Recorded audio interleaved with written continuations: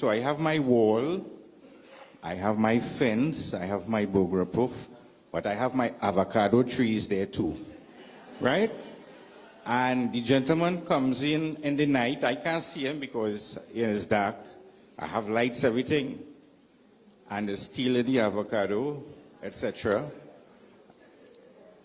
And okay, I stop him, I alert him, etc. And then he comes to the house now.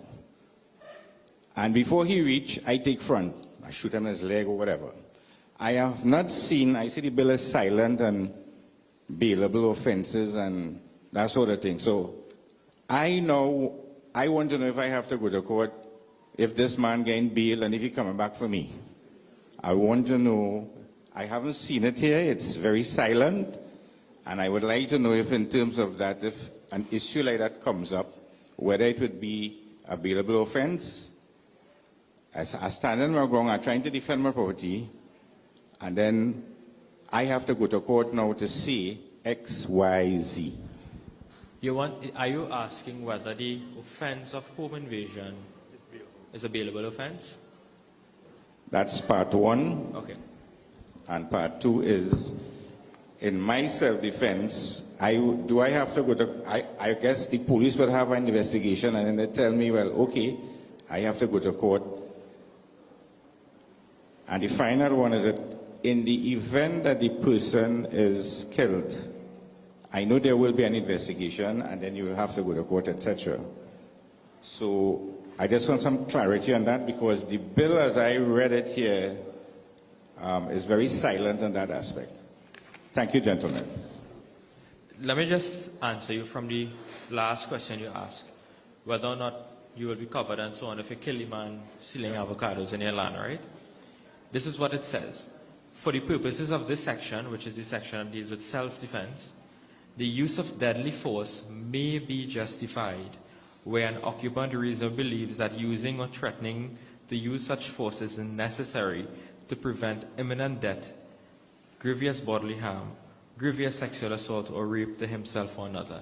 Again, it's circumstantial. You can't be in a nice two-story house, a man downstairs picking avocado, and they still have arrested on him. You understand the point? Understood. Circumstantial. However, you're lying in your upstairs back porch, the man climbing up your house, gun in the pocket, coming for you. What do? I have to defend myself? Exactly. So you understand how circumstances evolve and work on the ground, on a real life situation. The other issue with respect to bailable offense, that is something we will have to examine. But I can tell you this in Trinidad and Tobago, that even the offense of murder is now a bailable offense. Yes? I don't want the guy to come back from here, see. So I want to make sure. That's why I had to put him down. My question was similar to the gentleman's because I think we had a discussion. We talk about home invasions, but we talk about inside your property. Now, when you buy a property, you have a yard. So, sometimes you hear family comes home and people lurking, hiding around the house to ambush them or to steal the vehicle. If you are a gun holder and you notice people on your property and you decide to take actions into your own hands, how would they deal with a situation like that? It's similar to the gentleman. It's just that he's talking about avocado. But if your life is being threatened, how would they handle a situation like that? I just want to be clear on the query. So you're saying that your life is threatened and the person is situated on your yard?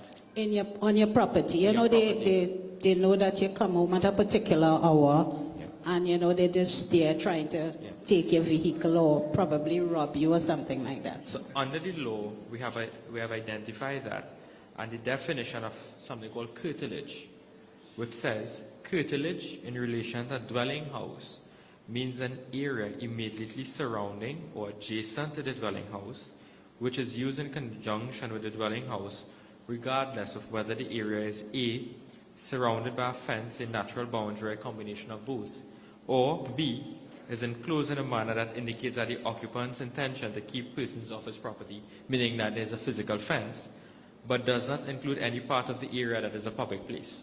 Okay. So once the person is in your yard, it's considered to be part of your property within the boundaries of your A fence. perimeter, okay.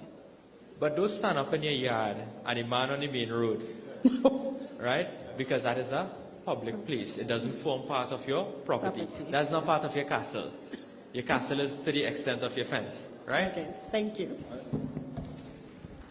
And for instance, you may have someone, you enter a yard or your yard, and someone is standing, whether it's by a fall cube, let us call it, or something you have in your yard that belongs to you. Then you consider to weigh the options there and then, if your life or your life becomes or threat is made against your life, then you treated it. All right. So as Mr. Saddam said, not the man is waiting at the bus shed, and you're home. You're going to fire your gun. Okay. The bus shed is then a public place.